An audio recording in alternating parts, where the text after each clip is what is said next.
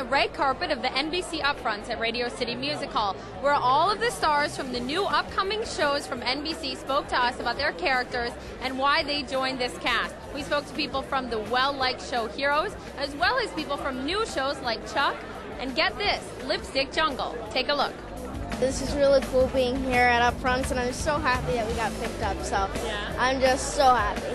I don't think you really expect yourself to be a part of something that big, and none of us knew what a hit was, so.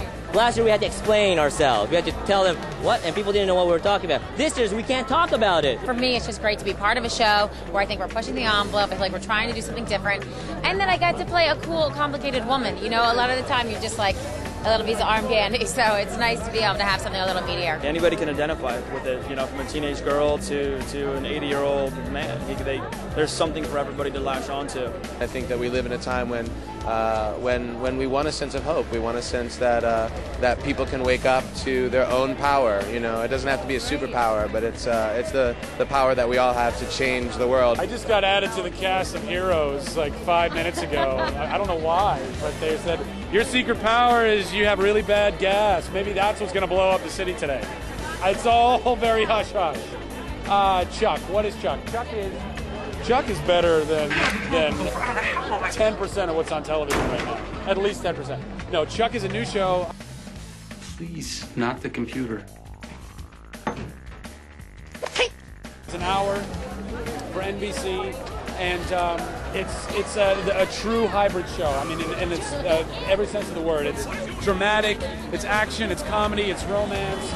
It's this big like action adventure comedy. It's a really fun ride. I think it's really unique in the look of it. McGee directed it for us, and you know, Zach's hilarious and easy on the eyes, and I think it'll be good. Jamie Summers is just a young woman who is sort of struggling to get through life, really. She's had quite a hard sort of childhood. Her mother died of cancer, and her sister then comes to live with her.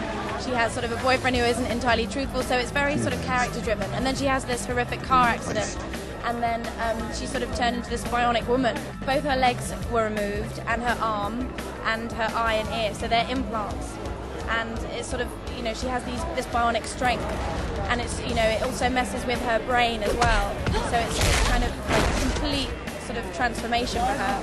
And then, you know, she doesn't really want to be bionic. So it's then sort of her sort of working out her powers and realizing that she can jump across buildings, and it's really interesting. I didn't know much about the show. I was a fan of the people on the show. John Wells had been talking to me for years about coming on there, and I wanted some stability in my career, in my life, and I knew the show was, you know, great writing and great people to work with, and so I tried to get into an emergency room, and they wouldn't let me go. So I snuck in with my mom one time. She caught our house on fire, so I just went in there and did my research. She was fine, though. What drew me to the script originally is I saw the movie. I love Peter Berg, and I've read the book, actually. And I'm from Omaha, Nebraska. I played yeah, and then I played football down in Florida, where it's pretty big, but not as huge as it is in Texas. So all those elements kind of went into it. And then reading the character, you know, he breaks his neck in the first episode, and he's going to be paralyzed for the rest of the season. And I said, what? You know, how many actors get a chance to play a role like that? So that initially drew me to it. But once we started, it was just an amazing ride. What's in store for the next season? Have you talked to the writers? Any idea what's going on? You know, we did. We sat down with the writers at where we were shooting the season finale back in March, and we just kicked a couple of ideas around. But they kind of like to give us a script last minute, let us kind of learn what we're doing last minute, and then kind of shoot it. And it has a very genuine feel, very real feel.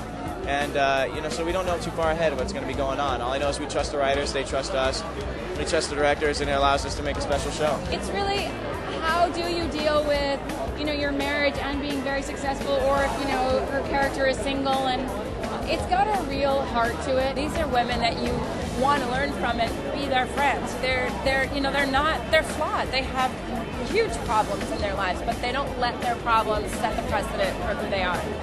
Women have something to learn from it, because we don't have to tear each other down to be successful. Yeah. And in fact, if we support each other, we can be actually more successful.